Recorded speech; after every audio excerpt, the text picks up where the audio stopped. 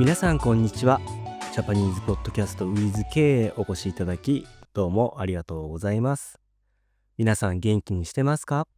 実は今このポッドキャストを録音しながら隣ではおでんを作っています。冬ってどうしても寒いので夜ご飯とかには温かいものを作って食べたいっていうことで今日はおでんを作っています。皆さん、おでんの出汁と日本酒を割って飲む出汁割りっていうのは知ってますか？おでんを食べた後、おでんの出汁と日本酒を3対1で割って飲むんですが、これがめちゃくちゃ美味しいんですよ。もしおでんを食べる機会があれば、皆さんもおでんの出汁割り一度飲んでみてください。ということで今回のテーマは前回告知したタトゥーについてお話をしていこうと思います。皆さんも知っての通り日本ではタトゥーっていうのはあまり受け入れられてません。日本語で言うと入れ墨っていうものになります。僕も今回タトゥーについて調べてみたんですが、タトゥーの歴史ってすごい古くて、江戸時代1603年から1868年、その頃にもタトゥー、入れ墨っていうのがありました。その当時の入れ墨は罪人の証と言われるものでした。罪を犯した人に入れ墨を入れて恥ずかしくて堂々と歩けない侮辱的すぎる江戸時代の入れ墨刑と言われています。僕も画像検索で江戸時代の入れ墨を見てみたんですが、体全体に入れ墨が入っていて、きっとこの時代であれば誰もがこの入れ墨を見た瞬間に罪人、罪を犯した人ってわかるような形になっていて、確かに当時であれば恥ずかしくて歩けなかったかもしれないですね。そしてその後1872年に入れ墨刑っていうのが廃止されたみたいです。それ以降1948年の明治時代までは入れ墨は非合法だったみたいです。そして今でも年代によっては入れ墨タトゥーを受け入れてない人がたくさんいるイメージですね。若い人なんかはファッションの一部としてタトゥーを入れてる人も増えてはきているので、少しずつではありますが日本でもタトゥーが受け入れられ始めているのかなっていう気がしています。僕自身は海外によく行くので、あまりタトゥーに対しては悪いイメージを持っていません。もちろんね、僕の知り合いの外国人なんかも、左肩から左腕、手先近くまでタトゥーを入れている人がいるくらいなので、あまり気にはしていません。僕も昔はタトゥーを入れたいなと思っている時期がありました。でもその時タトゥーを入れようと思ったらタトゥーを入れる費用がとても高くて諦めたっていう過去があります。今こうして振り返ってみると、もしタトゥーが入っていたらできなかったことが日本ではたくさんあります。その有名なところで行くと温泉プールになります。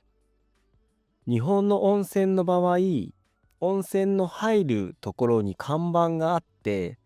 入れ墨、タトゥーを入れている方は入浴を禁止しますというふうに書いてあります。なのでそこだけを考えればタトゥーを入れなくてよかったかなと思います。じゃあどうして温泉でタトゥーは禁止なのかというと、入れ墨イコールヤクザ、暴力団というイメージができて、入れ墨があることで周囲を威圧することにつながるって考えられているからなんですね。じゃあヤクザ、暴力団が必ず悪いことをするのかというと決してそうではないんですが、一般のお客様の安全と安心を考慮してタトゥーが禁止、入れ墨が禁止っていう看板を掲げています。じゃあ入れ墨が入っている人は温泉に行けないのかというと、決してそうではなく、日本には温泉とは別に銭湯っていうのがあります。銭湯っていうのは公衆浴場っていうもので、伝染病にかかっている人や浴槽を汚す行為をする人に対しては利用を拒否することができるみたいなんですね。ただ入れ墨があることだけで公衆衛生に害を及ぼすとは考えられないため、法律上利用することを拒むことはできないとなっています。銭湯と同じようなものでスーパー銭湯っていうのがあります。このスーパー銭湯は普通の銭湯と違って、基本的に入浴客を選ぶ権利があるらしいんですね。その営業の仕方によって入れる温泉、銭湯と入れない温泉、銭湯っていう風に分かれているみたいです。とはいうものの、せっかく日本に来て温泉に入れないっていうのも寂しいかと思うので、もし温泉施設、旅館、ホテルに行った場合なんかは、貸切風呂っていうのがだいたい宿泊施設にはあったりするので、そういったところを利用するとタトゥーが入っていても温泉に入ることができます。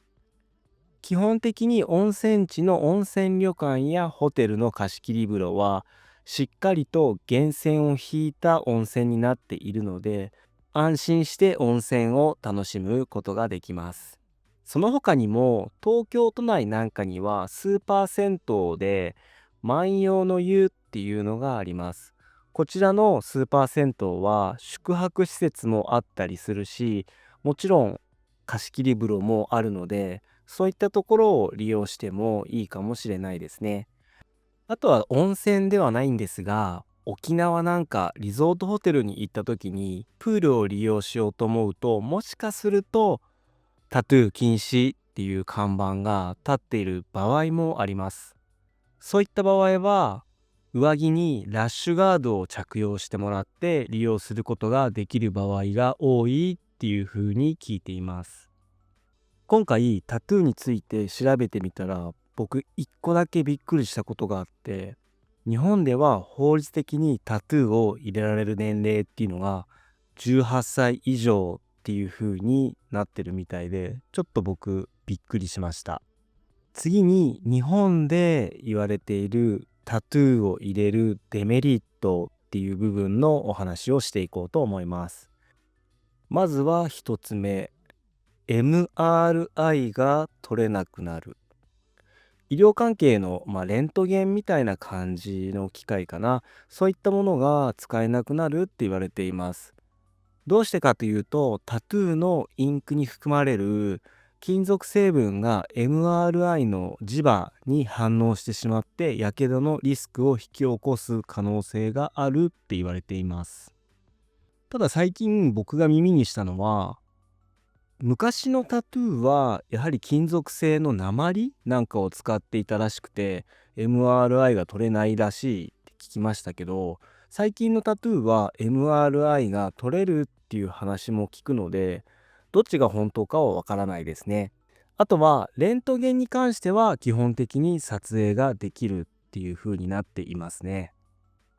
なのでちょっと医療関係のことに関してはデメリットが発生してしまうみたいです。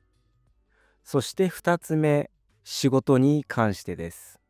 会社によってはタトゥー入れ墨が入っているだけで会社を辞めさせられる場合があるみたいです。特に影響がある業種は介護系の会社になります。介護系の場合、利用者さんがどうしてもお年寄りになるので、そういった方が入れ墨、タトゥーを見てしまうと、やはりヤクザ、暴力団を思い浮かべてしまう可能性があって、万が一それを見て心臓発作などを起こす危険性等たくさんあるみたいで、基本的にはタトゥー入れ墨を入っている従業員は雇わないっっていう風にしていると聞きました。もし入っていた場合は消せば仕事を続けられるっていう風に聞きました。そして3つ目になります。例えば日本の小学校や中学校、そういったところに親の立場として行った時、タトゥーや入れ墨が入っているとあまりいい顔されない場合があります。これっていうのは日本でタトゥーや入れ墨が受け入れられていないがためにそういうふうに思われるだけなんですが、特に外国人の人たちがタトゥーが入っていてもあまり変な目で見られることはないんですが、日本人でタトゥーが入ってたりすると変な目で見られることがあるっていうふうによく聞きます。以上がタトゥー、入れ墨を入れるデメリット、大きい部分での3つになります。ということで本日の動画はここまでになります。最後まで聞いてくださりどうもありがとうございます。次回またお会いしましょう。それでは。